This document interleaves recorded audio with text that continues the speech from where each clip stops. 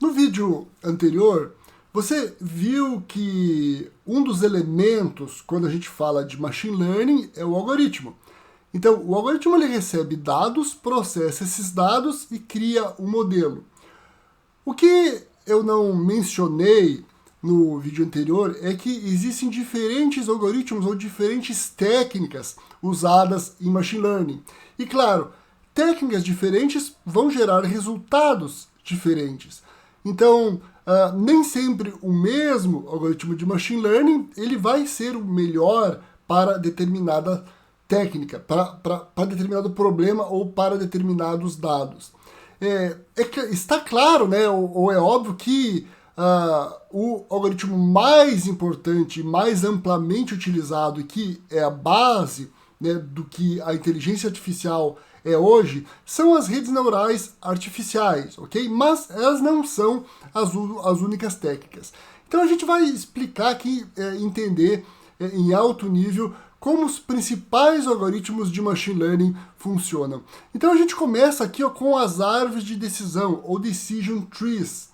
Então, no processo de treinamento, a árvore de decisão ela constrói uma estrutura em formato de árvore, né, em que a tomada de decisão ela vai se ramificando. Então, ela constrói uma árvore. Já quando você vai usar ela para fazer uma previsão, ela vai tomar a decisão seguindo o fluxo dessa árvore. Então, por exemplo, este nó aqui da árvore, ó, por exemplo, né, se a gente construiu aqui uma árvore de decisão, um modelo para prever uma doença pneumológica, né? Então, esse primeiro nó aqui, durante o processo de treino, ele pode decidir, né, ele pode verificar no novo paciente se ele tem tosse, né? Se tem tosse, ele vai para um lado, se não tem, ele vai para o outro. Até ele chegar aqui na folha, né, final, onde você vai ter o diagnóstico. Então, por exemplo, cada nó desse aqui pode ser uma determinada doença, ou mesmo você pode ter doenças repetidas aqui, né, que se chega até elas com um processo diferente, ou um diagnóstico diferente. A outra técnica que a gente está vendo aqui é o Bayesian Network, ou as redes bayesianas. Então, você com certeza, né, conhece o conceito de probabilidade, né? A forma mais simples de a gente pensar em probabilidade é você jogar uma moeda, né? Então você tem a probabilidade é dividida, né, meio a meio entre cara e coroa. Então, uma rede bayesiana, né, ela representa relações de causa e efeito entre variáveis usando probabilidade.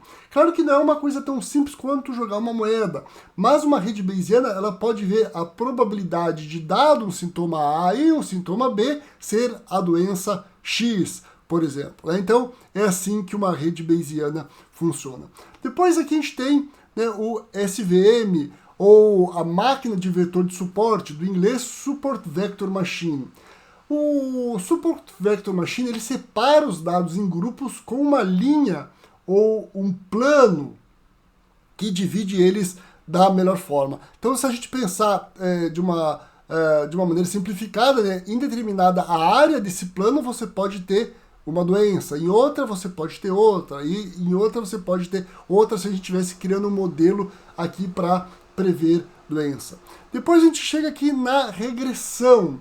A regressão ela é uma técnica simples, mas é extremamente eficiente para alguns tipos de problema de machine learning.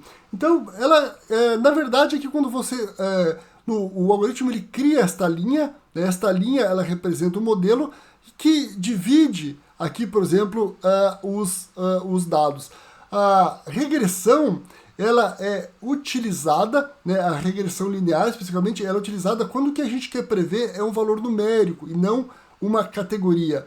Então, por exemplo, se você tem uma loja de produtos de vestuário para o inverno, né, e você quer buscar uma relação entre a temperatura e as vendas, então você pode usar a regressão, né, a partir de dados passados, e você pode criar esse modelo aqui que vai dizer, por exemplo, com uma determinada temperatura, né, você vai ter um número X de vendas.